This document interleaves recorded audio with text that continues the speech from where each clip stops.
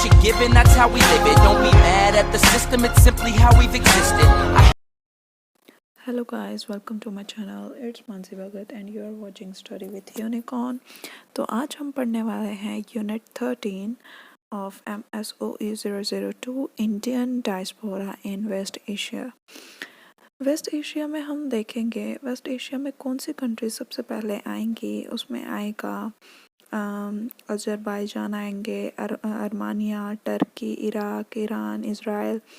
ठीक है, तो ये कुछ कंट्रीज़ थी जो वेस्ट एशिया में आती थी। तो हम इंडियन डायस्पोरा की बात करेंगे। इंडियन डायस्पोरा मतलब वो लोग जो इंडिया से बाहर गए, ठीक है, ड्यू टू मैनी रीजंस। क्या वो ट्रेड करने के थ्रू गए थे, ठीक है, या स्लेवरी में लेबर के वजह से गए थे, तो ये बहुत सारे रीजंस थे।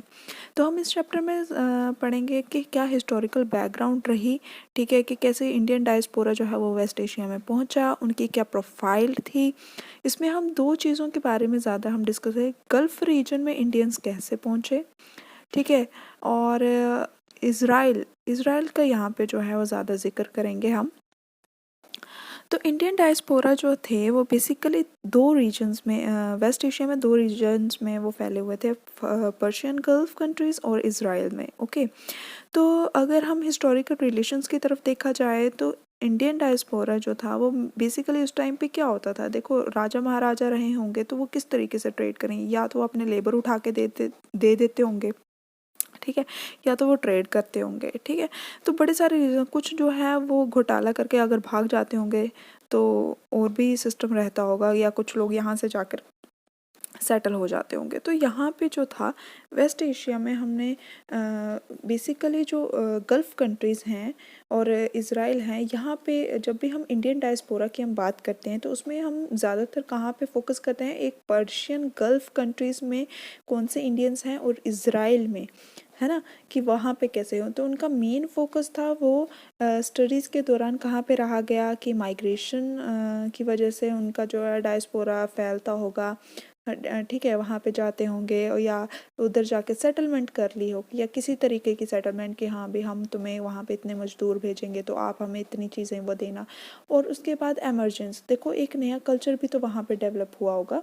तो ये कुछ रीजंस थे इंडियन डायस्पोरा को वेस्ट एशिया में स्टडी करने के लिए। तो हिस्टोरिकल बैकग्राउंड में मैंने तुम्हें बोला कि देखो जब वेस्ट एशिया में जब कोई जाएगा तो उसमें क्या रहेगा कि ट्रेड, ठीक है, trade is the main purpose जो है वहाँ पे देखा गया कि जैसे गुजराती हो गए, ठीक है, तमिल लोग होते हैं, तो वो क्या करते थे वहाँ पे जाके ट्रेड करते थे। तो उससे क्या होता था, आपका कल्चरल एक्सचेंज होगा, ठीक है, कल्चरल एक्सचेंज होगा। देखो मैं तुम्हें एक चीज़ बता दूं कि अगर ये गल्फ़ की बात कर रहे हैं तो गल्फ़ एरिया कौन से थे, गल्फ़ एरिया में ये पास होते होते वहाँ पे दो नदियाँ थी जो टर्की से निकलती हैं, एक है टाइग्रिस और एक यूफ्रेट्स, ठीक है। तो ये दो रिवर्स को पार करते हुए तो ये गल्फ़ रीजन में ये पहुँचते थे, और इनका ट्रेड जो है था वहाँ पे बहुत ज़्यादा चलता था।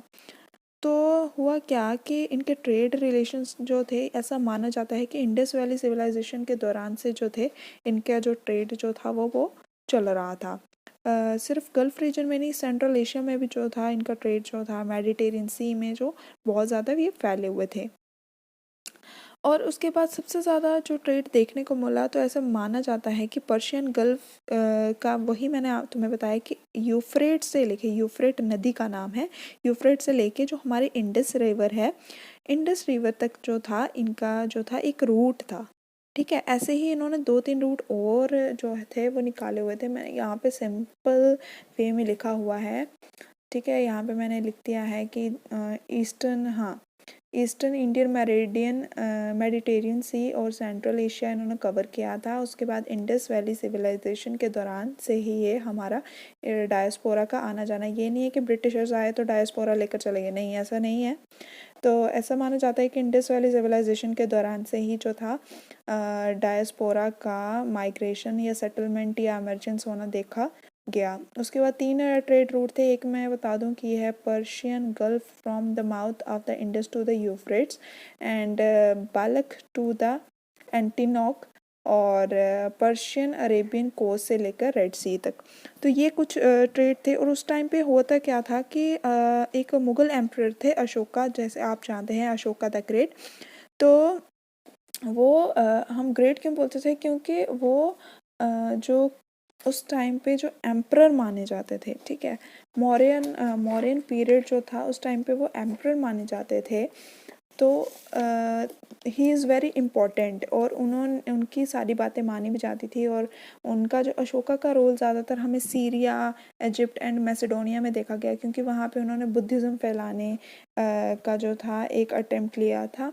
और उसी दौरान हमें कुषाण पीरियड में भी हमें उनके बड़े सारे कि बुद्धिज़्म कैसे फैला उस एरिया में, सेंट्रल एशियन कंट्रीज़ में कैसे वो फैला, तो वो सारी चीज़ें जो हैं हमें कुषाण पीरियड के लेटर टाइम पे भी हमें वो ट्रेसेस जो हैं वो दिखते हैं।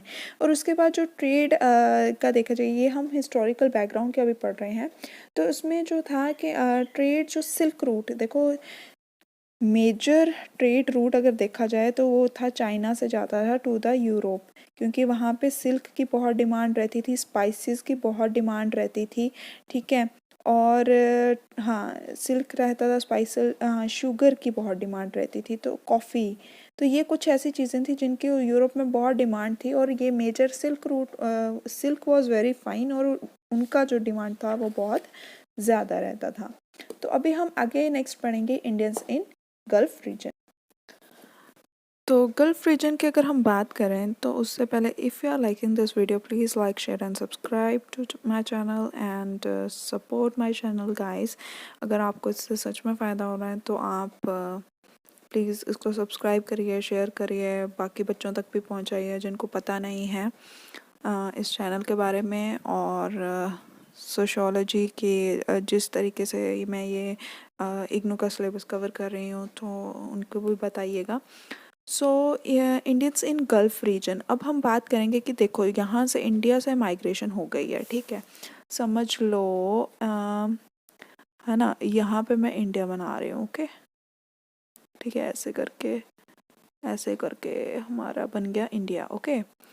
तो यहाँ कहीं पर है हमारा वेस्ट एशिया, ओके, यहाँ कहीं पर है, इसको ये यूरोप में ही जाना है हमने।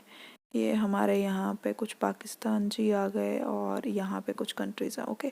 तो यहाँ पे हमारा इजिप्ट एरिया आ जाता है और यहाँ पे ये हमारा है ऐसे ना, कुछ ऐसे उड़ता हुआ तो मैं ऐसे दिखेगा, अगर मैप में देखोगे ना ऐसा लगेगा कोई इस तरीके से कुछ होगा, ठीक है। तो ये हमारा वेस्ट एशिया है। तो हम गल्फ़ की बात करेंगे, गल्फ़ कंट्रीज़ की, ठीक है, ये भी गल्फ़ में ही है। तो हम गल्फ़ कंट्रीज़ की अगर बात करेंगे तो गल्फ़ रीजन में देखो यहाँ से कहीं ना कहीं ये इसके थ्रू रूट के थ्रू ये पहुँच के सी रूट के थ्रू या लैंड रूट के थ्रू ये सिल्क, यहाँ से ट्रेड रूट था, यहाँ से निकल के ये चले गए मर्चेंट्स वगैरह जो भी थे इसमें, या बाय सी चले गए, ठीक है, यहाँ से चले गए, यहाँ से चले गए, गुजरात से चले गए, बे ऑफ बंगाल सॉरी अरेबियन सी से निकलते हुए, तो ये यहाँ पे कहीं पर पहुँच गए, ठीक है, पर्शियन गल्फ़ वाली साइड। तो जब ये यहाँ पे पहुँचे तो उस टाइम था क्या, ये मैं बात कर रही हूँ जब इस्लाम नहीं आया था, ठीक है। पीपल इस्लाम के आने से पहले भी माइग्रेट होते थे, ओके। तो ये गल्फ़ कोस्ट है, ये गल्फ़ कोस्ट है, ठीक है। तो यहाँ पे लोगों की माइग्रेशन हो रही थी, ठीक है। और उस टाइम पे बिज़नेस वाले ज़्यादा थे, ठीक है, जिनको कुछ एम्प्लॉयमेंट चाहिए थी वो थे, ठीक है। अरब ट्रेडर्स बड़े थे क्योंकि यहाँ पे दुबई भी है, ठीक है, यूएई है और टर्की है एंड इसी तरह से सऊदी अरेबिया, सबसे ज़्यादा कंट्री जो थी सऊदी अरेबिया में लोग जाते थे, तो अरब ट्रेडर्स थे वहाँ पे। तो कुछ लोग एस्केप होना चाहते थे, घर की हालात ख़राब नहीं है तो वो भाग जाते थे। तो इस तरीके के लोग जो थे वो ज़्यादातर मिलते थे उस टाइम पे। तो 7 इंडियन ग्रुप्स थे जो माइग्रेट हुए थे अरेबिया के, सऊदी अरेबिया में, ठीक है, और वहाँ पे जाके सेटल हो गए थे, बरहान में, ओमन में, अबूला जिसको अब आज हम बसरा बोलते हैं। तो ये कुछ एरिया थे जहाँ पर लोग सेटल हो गए थे। तो उस टाइम पे जो थे वो मोस्टली इंडिया से जो लोग माइग्रेट हुए थे वो थे जाट, ठीक है। और भी लोग थे जिसको हम बायासिरा बोलते हैं और साहिब जा भी बोलते हैं, ठीक है। बायासेरा वॉज BAYASIRA, ये बायासेरा है, एंड साहिबजा SIABJA, ओके। तो ये कुछ लोग थे जो वहाँ से माइग्रेट हुए थे। एंड उसके बाद हुआ क्या कि यूँ कि वो लोग जो थे वहाँ की एक्टिविटीज़ में पार्टिसिपेट करने लग पड़े, है ना। तो उस टाइम पे जब वहाँ की एक्टिविटीज़ में पार्टिसिपेट होने लगे तो वह तब उस टाइम पे जो था इस्लाम का जो था वो ओरिजिन जो था वो आना जो था वो स्टार्ट हो गया था। तो जो इंडियन वहाँ पे लोग जो सेटल हो गए थे अरेबिया में, ठीक है, वो बहुत ज़्यादा इन्वॉल्व हो गए थे उस टाइम में। ये बात बोला है अहमद ने 1971 में। तो जब ये तो हुआ, लेकिन क्या हुआ कि 7 to 10 सेंचुरी को, 7 से लेकर 10 सेंचुरी पीरियड को गोल्डन एज माना जाता है Indo Arab trade. Indo Arab trade was like Indian से लेके अरब तक जो ट्रेड होता था वो मोस्टली जो गोल्डन एज जो सबसे ज़्यादा प्रॉफिट और फेवरेबल रहा वो रहा 7 to 10 सेंचुरी के बीच में। और उस टाइम पे ही जो था राइज और स्प्रेड होना शुरू हो गया था इस्लाम। एंड उसके बाद बगदाद जो थी 762 AD में बगदाद में इस्लाम आया। और उसकी और जो कि बगदाद जो थी वो कैपिटल भी थी अरब वर्ल्ड की। तो इंडिया के और अरब वर्ल्ड के बड़े क्लोज रिलेशनशिप थे, इतने ज़्यादा क्लोज रिलेशनशिप थे कि उन्होंने एक एंशियंट पोर्ट था अबूला, जिसको उन्होंने नाम तक दे दिया था मार्चेस ऑफ इंडिया का, ठीक है। एंड उसके बाद हुआ यूँ, यहाँ पे लिखा है, ओके, कि स्प्रेड हुआ। एंड उसके बाद क्लोज रिलेशंस थे इंडिया के, और एंशियंट पार्ट ऑफ अबूला को हम क्या बोलते थे, marches of India, okay. And उसके बाद हुआ यूँ कि कुछ लोग थे वहाँ के जो वज़ीर भी बन गए थे, ठीक है। अब इस्लाम आ चुका है, एंड इस्लाम जब उस टाइम पे वहाँ पे आया तो उनका जो भी सिस्टम रहा होगा, तो कुछ लोग वहाँ पे जाके सेटल हो गए। और उन्होंने क्या किया, वज़ीर जो थे खलीफ्स ऑफ द बगदाद के जो वज़ीर थे, ऐसा माना जाता था कि वो भी इंडियन ही थे, ठीक है। क्या था कि जो फैमिली थी बर्मा किड्स की, ठीक है, फैमिली थी बर्मा किड्स की, वो ही वज़ीर बने आगे जाके, ठीक है, खलीफ्स ऑफ बगदाद के अब्बासी पीरियड में, ठीक है। जो कि माना जाता है कि वो प्रीस्ट थे, ठीक है, किसके, बुद्धिस्ट मोनेस्ट्री के वो प्रीस्ट थे, और वो इंडियन थे, ठीक है। और वो कहाँ पे थी वो मिनिस्ट्रीज, वो थी बलख में। एंड उसके बाद हुआ यूँ कि वहाँ से वो माइग्रेट कर गए थे, माइग्रेट हुए थे दमस्कस में। और उसके बाद इस्टेब्लिश होने के बाद वो उमायद गवर्नमेंट के अंदर जो थे वो उमायद गवर्नमेंट जब इस्टेब्लिश हो गई थी, उसके बाद वो लोग जो थे वहाँ पे आए थे, ठीक है। लेकिन ऐसा माना जाता है कि जो कंट्री थी वो उसका जो इनका जो ओरिजिन था, है ना, वज़ीर का जो ओरिजिन था वो क्या था कि इंडियन था। उसके बाद जब हम बात करते हैं इंडियन मर्चेंट्स इन गल्फ़, ठीक है, पहले भी गल्फ़ रीजन की ही बात करी थी, अब हम मर्चेंट्स की बात करेंगे। तो हुआ क्या था कि मिडीवल अरब सोर्सेज जो थे वो हमें ये बताते हैं कि उस टाइम पे क्या थी कि इंडियन मर्चेंट्स की कॉलोनी थी वहाँ पे, ठीक है, पर्शियन गल्फ में और रेड सी एरियाज़ में। तो उस टाइम पे क्या था कि जो हिंदू मर्चेंट्स थे ना, हिंदू मर्चेंट्स जो थे वो उस टाइम पे पोर्ट ऑफ शिराज है, SHIRAZ, ठीक है, पोर्ट ऑफ शिराज में जो थे वो वहाँ पे प्रेजेंट थे। तो उस टाइम पे हुआ क्या था कि एटलीस्ट 9th सेंचुरी तक वो लोग वहाँ पे प्रेजेंट थे, और उन्होंने वहाँ पे ट्रेड किया है मर्चेंट्स ने, ठीक है। और वहाँ पे कौन से मर्चेंट्स थे, जो सिंधी थे और गुजराती मर्चेंट्स थे, ठीक है। और ये ऐसा नहीं है कि सिर्फ हिंदू ही रहेंगे, वो हिंदू एंड मुस्लिम दोनों थे, ठीक है। और ये दोनों ही उस टाइम पे जो थे बहुत ही इम्पॉर्टेंट रोल जो थे वो प्ले हो रहा था, क्योंकि मैंने तुम्हें पहले बोल दिया कि 7 से लेके 10 सेंचुरी तक ये गोल्डन एरिया था, ठीक है। वहाँ पे उस टाइम पे हिंदू मुस्लिम वगैरह जो था वो नहीं था, उस टाइम पे सिर्फ ट्रेड पे फोकस कर रहे थे। तो उसके बाद जब लेटर मेडिवल पीरियड आया तो उसमें क्या था कि एक्सचेंज होने लगा, ठीक है, अरब और इंडियन स्कॉलर्स तक का एक्सचेंज हो रहा था, रिलीजियस लीडर्स तक का एक्सचेंज हो रहा था। जैसे मैंने तुम्हें बताया कि अशोका जो थे उन्होंने अपने जो थे स्कॉलर्स भेजे वहाँ पे कुछ, है ना, ताकि बुद्धिज़्म फैल सके। तो इस तरीके से था कि वहाँ के कुछ जो रिसर्चर्स थे वो यहाँ पे आते थे, यहाँ के जो थे वहाँ पे जाते थे।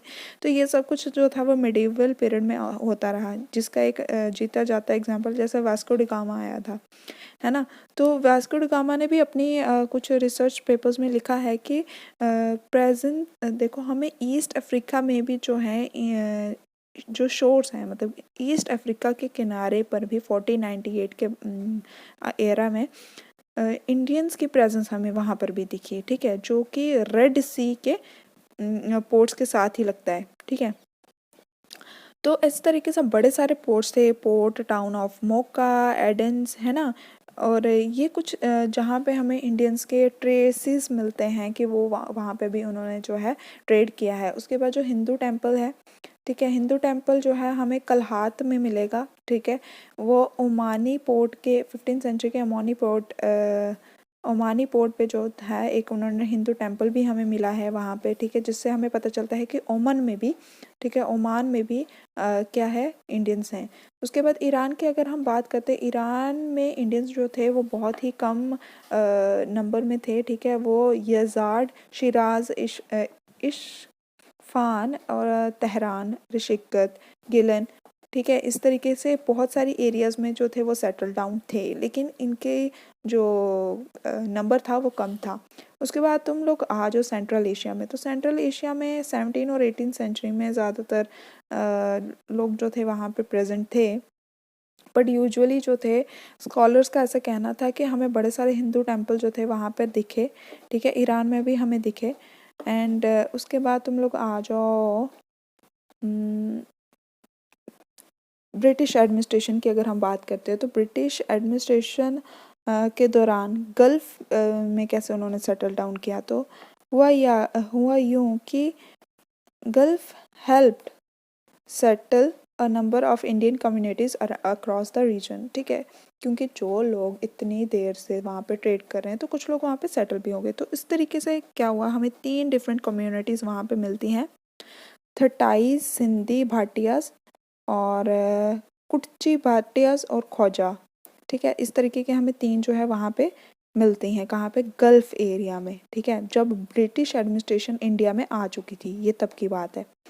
फिर उसके बाद हमें यमन में भी रेड सी रीजन देखे जाए तो हमें यमन में भी हमें बहुत सारे इंडियंस मिलते हैं।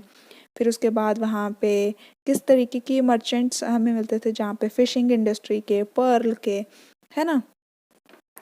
तो ये कुछ था जो इंडियन मर्चेंट्स का हमें ज़्यादातर हमें दिखा। उसके बाद हम इंडियन लेबर डायस्पोरा की हम बात करेंगे। तो इंडियन लेबर डायस्पोरा, देखो ये बहुत इम्पॉर्टेंट है। इसमें हम इंडियन डायस्पोरा तुम जानते भी हो गए, ठीक है। इंडियन डायस्पोरा में ना हमें ज़्यादातर उस टाइम पे क्या था, हमें ऑयल का एक एडवांटेज था।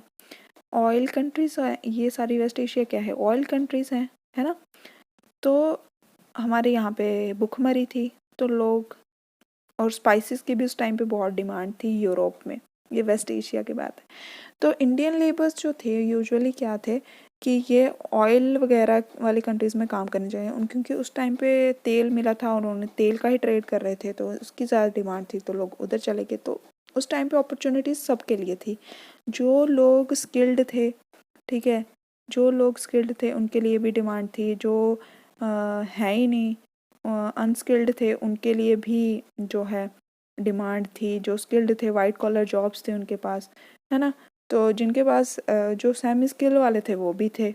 तो ये 3 कैटेगरीज जो थी उस टाइम पे हमें मिल रही थी, और इन सब के लिए वहाँ पे जो थी वो जॉब्स थी, ठीक है। गल्फ़ ऑयल कंपनीज बहुत सारी थी, तो वहाँ पे उनको बहुत सारा काम मिला, और इन्होंने कुछ चार्ट बनाया कौन सा इनफ्लो आउटफ्लो रहा, ठीक है। उसके बाद हम अगर इकोनॉमिक प्रोफाइल की बात करें, देखो इकोनॉमिक प्रोफाइल की अगर मैं कहूँ, इकोनॉमिक प्रोफाइल का मतलब हुआ कि उस टाइम पे अगर हमारा डायस्पोरा पर्शियन गल्फ रीजन में जा रहा है तो उसकी कितनी इकोनॉमिक प्रोफाइल जो है वो इंक्रीज़ हुई है। ठीक है, घर से अगर कोई निकलता है तो वो यही बोलता है कि भाई मेरे घर के हालात ठीक हो जाएं। तो वही चीज़ थी कि इंडिया तो इन्होंने छोड़ दिया, तो वहाँ पे जाके अगर ये कमा रहे थे तो इनको कितना ही फ़ायदा हुआ वहाँ पे जाके। ठीक है, तो उन्होंने बोला कि ये एक दो रीज़न से था। ठीक है, एक तो कॉन्टीन्यूस सर्कुलेशन हो रही थी माइग्रेंट्स की, और एक था कि हमें स्किल को अपग्रेड करना है ना, कि कुछ नई चीज़ सीख के आए। तो वही चीज़ था। तो ऐसा है कि इकोनॉमिक प्रोफाइल पे ना बहुत कम जो थी उस टाइम पे स्टडी हो रखी थी। तो ऐसा माना जाता है कि न्यूज़पेपर ही एक ऐसा रिसोर्स थे जिससे हमें पता चल जाए कि वहाँ की इकोनॉमिक प्रोफाइल जो थे वो क्या थी। फिर उसके बाद हुआ यूँ कि उनके जो लाइवलीहुड के बारे में थे, जो लाइवलीहुड का था, सिर्फ न्यूज़पेपर्स ही बताते थे कि वहाँ के लोगों के लाइवलीहुड ऐसे है। ठीक है, वो गरीबी में जी रहे हैं, अमीरी में हैं, स्लम में जी रहे हैं। तो ये सब जो था एक न्यूज़पेपर ही सोर्स था, वो ही चीज़ें जो था इस चीज़ को हाईलाइट करता था। फिर हम स्किल्ड और एक तो इन्होंने देखो इकोनॉमिक प्रोफाइल को पढ़ने के लिए इन्होंने दो ही कैटेगरीज बना रखी थी। एक जिसमें इन्होंने ऐसे लिखा हुआ था कि स्किल, सेमी स्किल और ये वाले वर्कर्स आ जाएंगे, और दूसरे जो एंटरप्रेन्योर्स, प्रोफेशनल्स टाइप के होंगे। ठीक है, जैसे हम देख लें कि एक तो जैसे मर्चेंट्स वगैरह जा रहे हैं ना ट्रेड करने, तो एक साथ में जो है कुछ स्लेव भी चले जाए साथ में काम करने के लिए। तो वही उसी तरीके से इकोनॉमिक प्रोफाइल को भी इन्होंने बाइफरकेट कर लिया था। तो हर एक सेगमेंट इन्होंने बना ली हुई थी, और हर एक सेगमेंट वेरी करती थी हर एक कंट्री। जैसे टर्की का देखेंगे, अर्मानिया का देखेंगे, फिर अजरबैजान का देखेंगे, सऊदी अरेबिया का देखेंगे, दुबई का देखेंगे। तो ऐसे ऐसे इन्होंने डिफरेंट डिफरेंट जो थे कंट्रीज़ जो था इन्होंने डाटा जो था वो बना लिया था। फिर उसके बाद इन्होंने फ़िजी का भी देखा, साउथ अफ्रीका, इन्होंने सारा जो था वो कंपैरिजन जो था वो निकाला। तो फिर एक देखा कि 1980s में जो था एक ग्रेजुअल शिफ्ट हमें देखने को मिला सोशो इकोनॉमिक प्रोफाइल में Indian migrants to the Gulf में।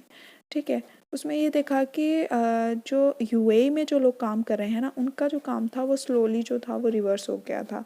लाइक अब क्या हुआ कि जितना पैसा उनको मिल रहा था, है ना, सेमी स्किल्ड वालों को, या तो उनको ना थोड़ा सा कम मिलना शुरू हो गया। लेकिन जो वाइट कॉलर जॉब्स वाले थे उनको ज़्यादा पैसा मिल रहा था। तो एक गैप जो था वो बनने शुरू हो गया था, और बड़ी सारी कंस्ट्रक्शन इंडस्ट्रीज़ वहाँ पे आ गई थी। टेक्सटाइल, गोल्ड का बहुत ज़्यादा कारोबार होने शुरू हो गया था।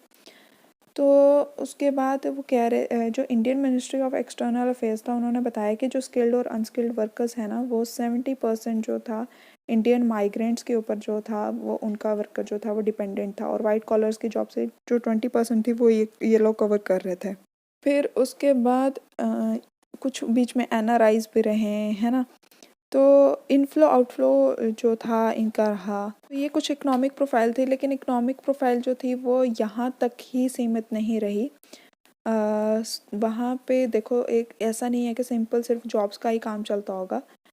वहाँ पे एक टाइम पे ऐसा हो गया कि बड़े सारे ग्रुप्स जो थे वो निकल के आ गए सामने। वहाँ पे स्मगलिंग होनी शुरू हो गई, है ना।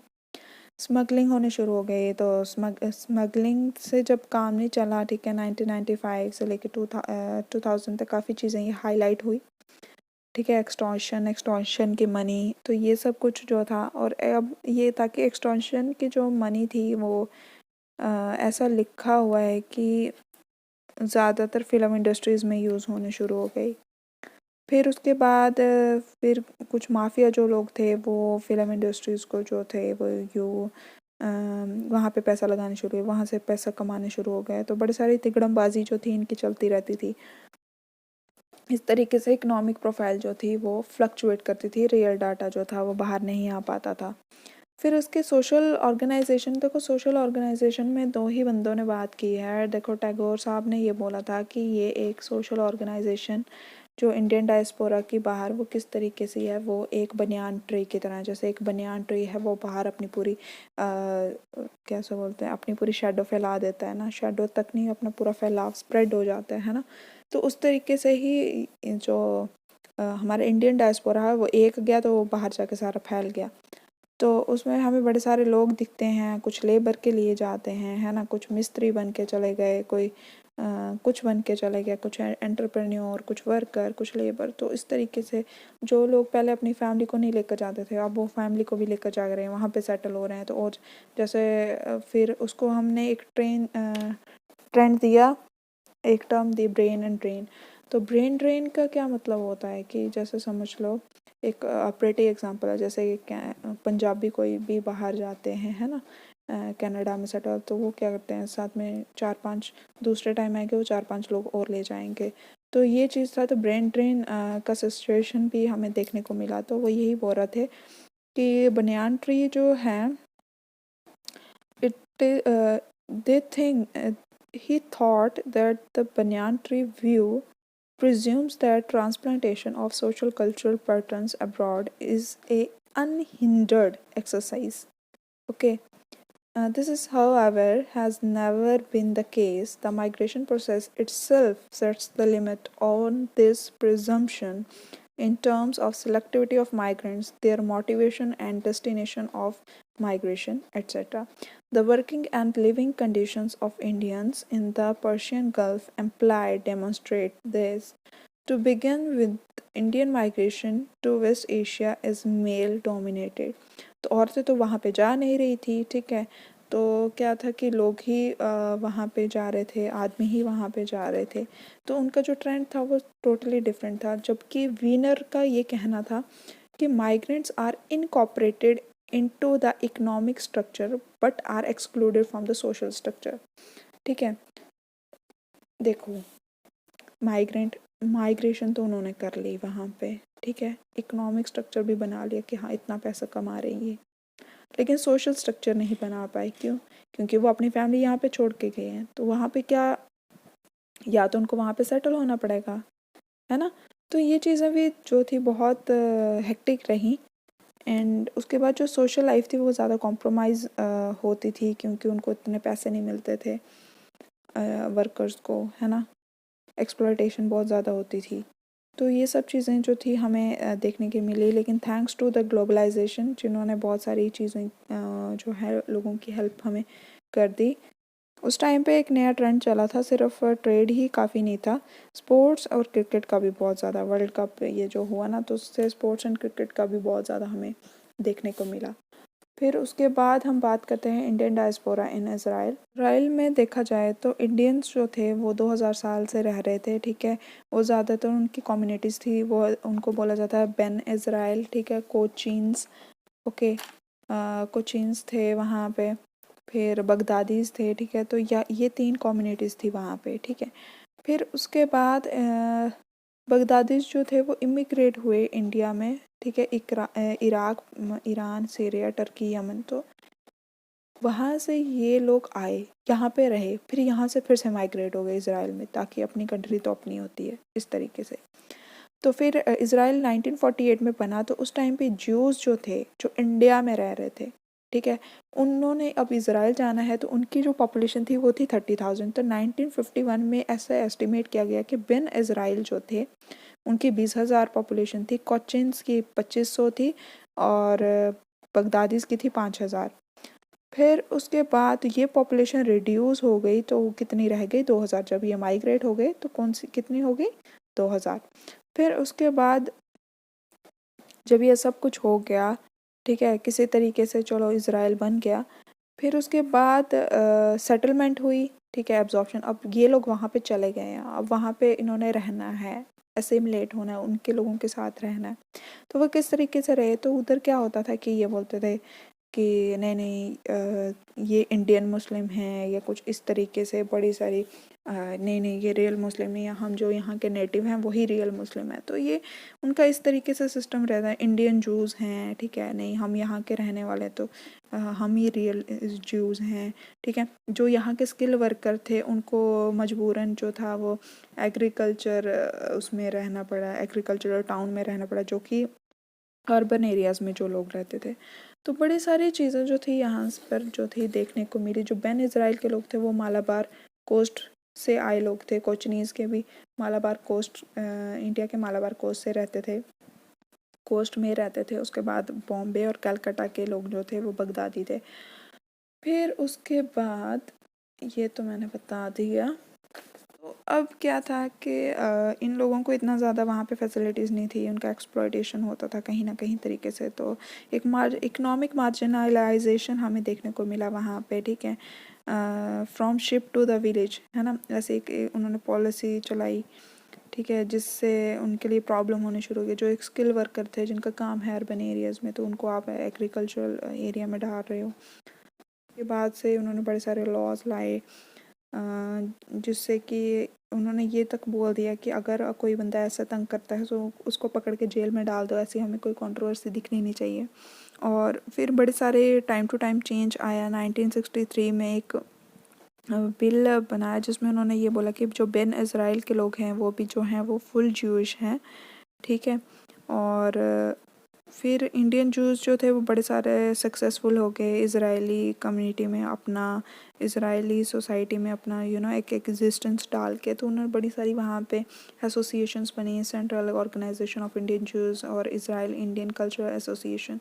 तो ये बड़ी सारी देखो इस तरीके की जो है हमें जो डिफ़िकल्टीज़ जो हैं देखने को हमें इंडियन डायस्पोरा के लिए मिली। देखो चले जाना तो बहुत आसान है, लेकिन वहाँ तक पहुँच के सेटल होना, खुद को एग्जिस्ट करना, ये बहुत ही ज़्यादा मुश्किल का काम रहता है हर किसी के लिए भी।